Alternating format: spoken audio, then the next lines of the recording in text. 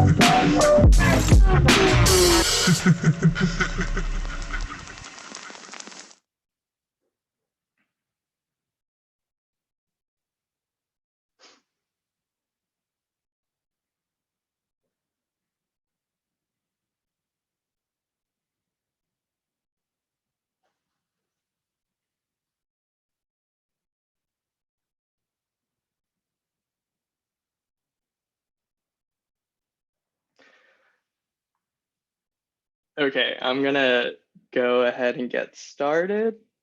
This is so weird. I'm gonna keep an eye out on the chat too, if any of y'all have questions. And if you haven't introduced yourself, go ahead and feel free to say hi, so I know who's watching. Can't believe there are 30 whole people. Never had 30 whole people at my table before.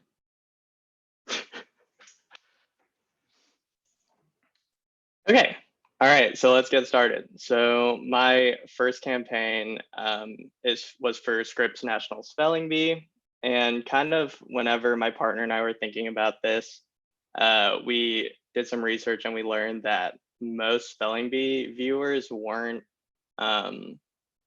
watching ESPN traditionally. So we were kind of, oh, sorry, this is so strange.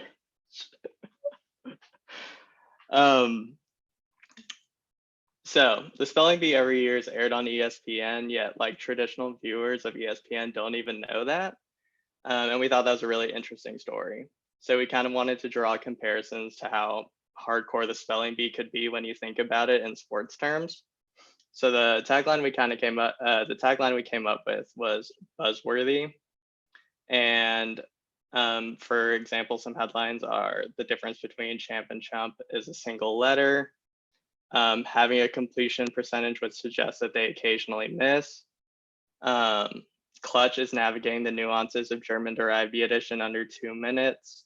And we also came up with some out-of-home, and of course, everyone needs a good tailgating kit. The billboard kind of takes a dig at March Madness, because the odds of winning the spelling bee are actually way smaller than winning the whole tournament.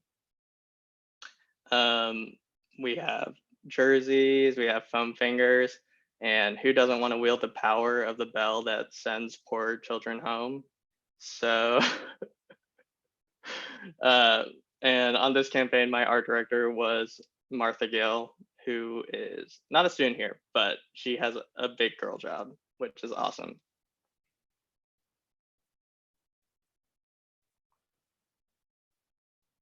So my next campaign was for G.I. Joe, and this I worked on with a person who's actually in the chat right now, and she's really awesome. Her name's Kiana. You should check out her stream later. So about a year ago, we made this campaign when we were in Portfolio 3, which was last year, and it was recent news that the Department of Defense recently enacted a ban against transgender service members, and it kind of brought me back to a time when I was a kid who used to play with GI Joes, and I thought, how ridiculous would it be if you had to, verify that a plastic figurine identified with the gender assigned to it at birth. So this campaign was kind of born from that sentiment. So we made a new logo for it that takes inspiration from the transgender pride flag, which was actually made by a Navy veteran. And then we made these action figures based on really prominent transgender service members. And there are a few who are Navy SEALs, regular corpsmen, lawyers, they're all out there. And our goal is to raise $8.4 million because that's kind of the reasoning that they cited to enacting the ban. But in the grand scheme of things, that's literally less than 0.5% of the entire Department of Defense's budget.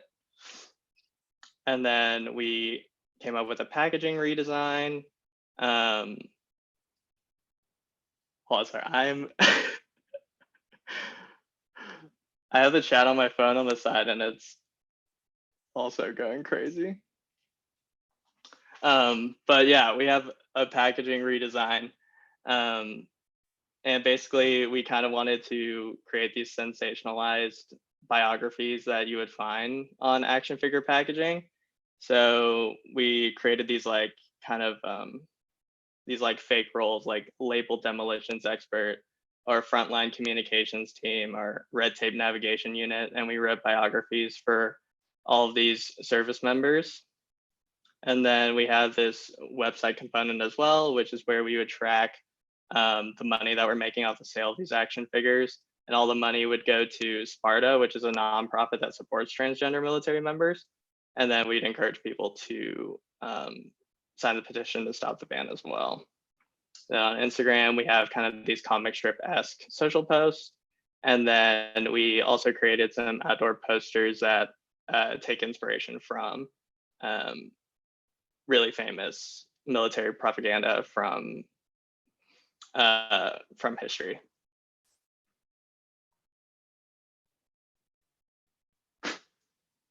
Hi, Sean.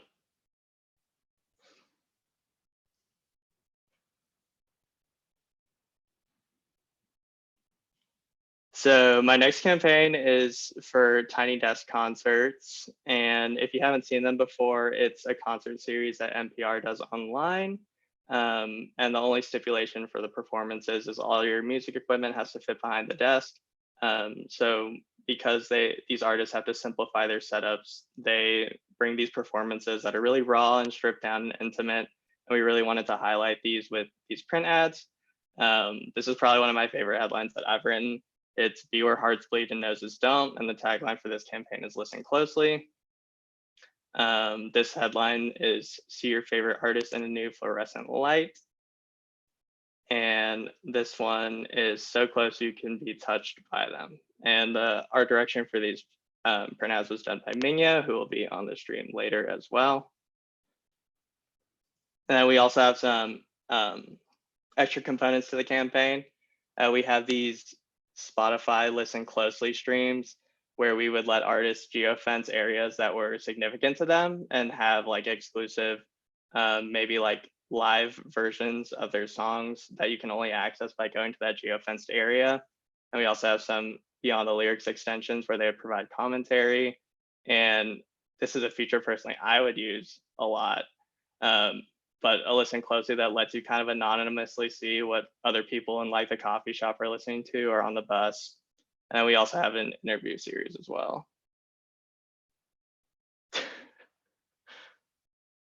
You guys are too kind. So a lot of you probably haven't seen this one before. Some old heads in the chat.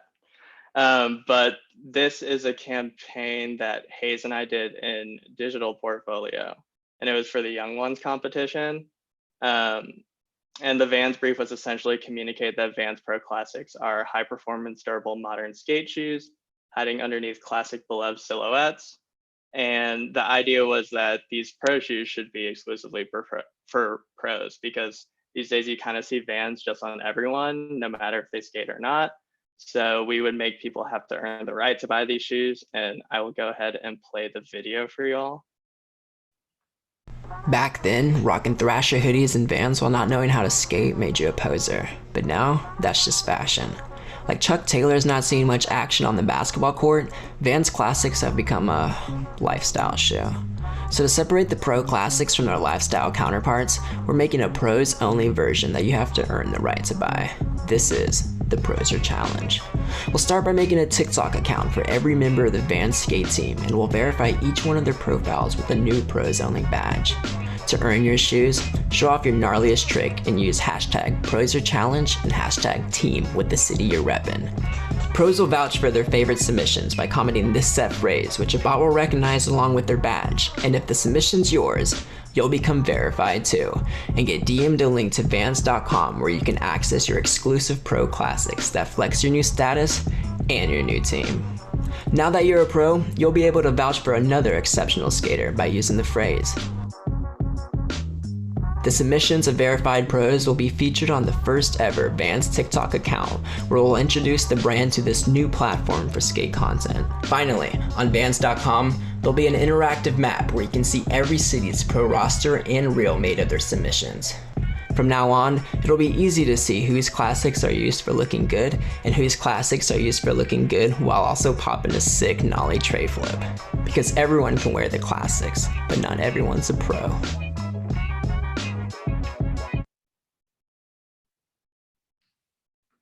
So yeah, that was that campaign. So moving on next is the Innocence Project, which I worked on with Stoof, who I believe is also in the chat.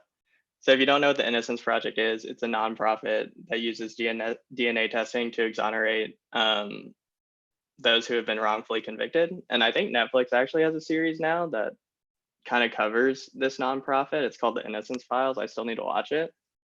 But a lot of these people spend like decades in jail for crimes they never even committed. So what we kind of went on with this was, if you kind of like arrest an innocent person, is that not like a crime in and of itself? So we kind of wanted to, in a sense, put the aspects that we thought were wrong about the justice system on trial. So the headline for this one is "They'll get away with it every time," and there's a gavel and an evidence bag. I feel like my tone with this campaign in presenting it's kind of not aligning, but doing my best. And our tagline for this one is "Justice for all." And there's some subcopy kind of that talks more about how the number of inmates who are even on death row that are more than likely innocent is shockingly high. This headline is "Good Cops, Bad Cops." And then this one talks kind of about how there's some really unethical kind of unethical techniques used to coerce confessions from people sometimes. And this one is kind of about how eyewitness testimony is more than often really unreliable. And the headline for this one is "Hindsight isn't always 2020." So kind of going further, Steve created this awesome QR code logo that would direct viewers to the project's donation page. And then we kind of wrote these obituaries that kind of talk about the time spent in prison as time that's being lost, especially when you're innocent. And then we have these direct mail campaigns that look like fake jury summons, which we're sure people would love to get.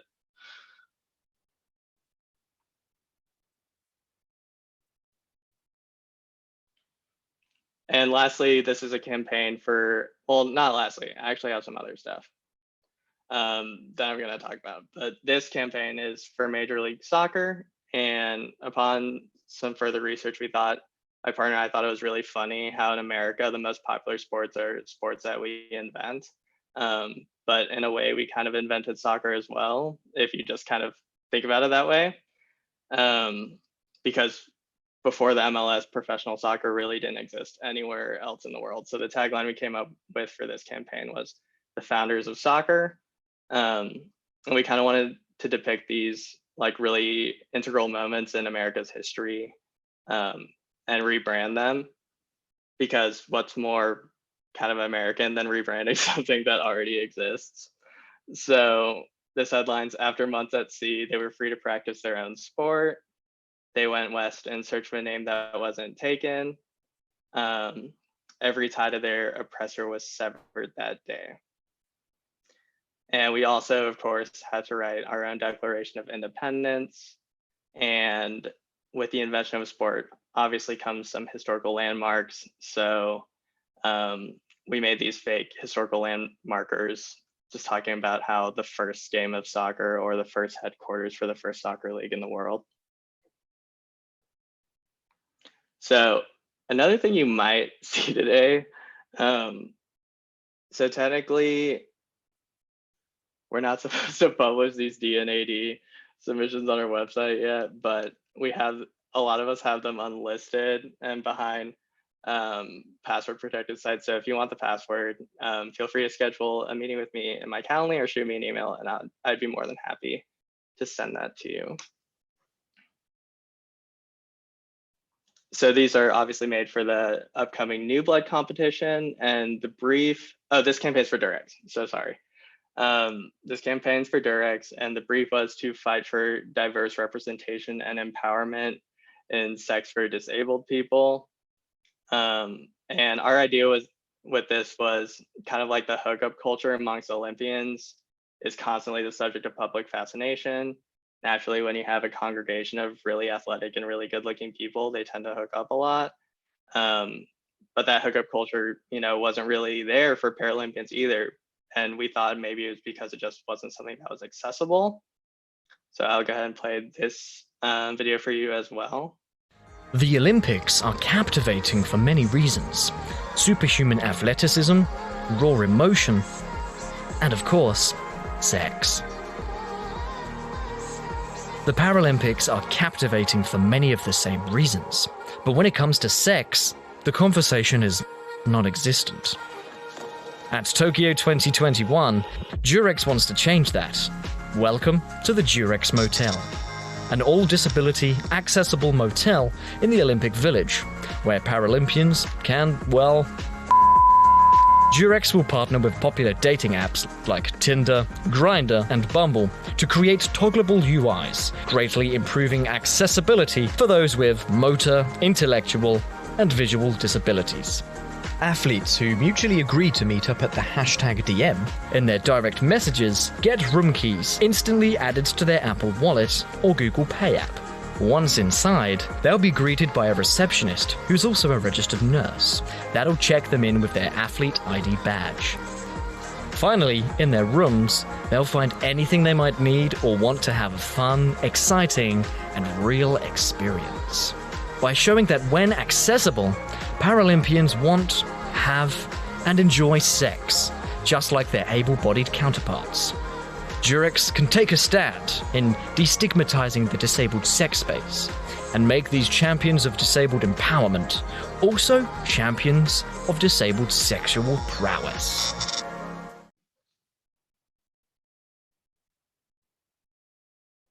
So yeah, a hotel where Paralympians can hook up.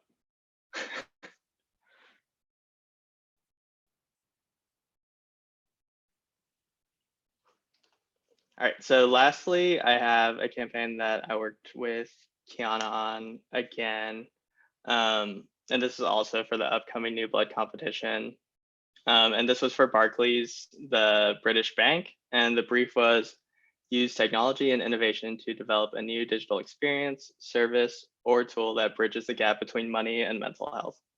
So our idea was a mood tracker that kind of recognizes how certain purchases make you feel. And our thought behind this was most people tend to think that emotions are just kind of like these reactions to things that happen to us. And when we think about them in that short-term way, we kind of fail to understand them. So we kind of took inspiration from the bullet journaling movement and how a lot of people have taken to tracking their moods to kind of see, kind of realize trends in them. And we wanted to bridge that with money and making that and letting people kind of recognize which spending habits they have that were unhealthy. So this idea is called Money Moods, and it's an in-app extension, and it's a new feature that builds a bridge between money and mental health by tracking how certain transactions affect your mood. And Kiana made these super sick icons for the scale that I'll be talking about soon. So kind of the first step is when your bank detects a transaction, it would immediately prompt you to log how you felt about it. So if I made a purchase at Target per se, I would, just click that it made me satisfied, I guess. And then depending on the size of the purchase, it'll follow up with you after a scalable time frame. So for larger purchases, it would follow up with you after like a week or a month, but for smaller ones, maybe the next day. And it'd be, how are you feeling about yesterday's purchase at Target? And then lastly, in order to suggest Thanks, Sean. And our and lastly, in order to recommend activities you can kind of do in place of spending, the app would ask you to input something every day that makes you happy.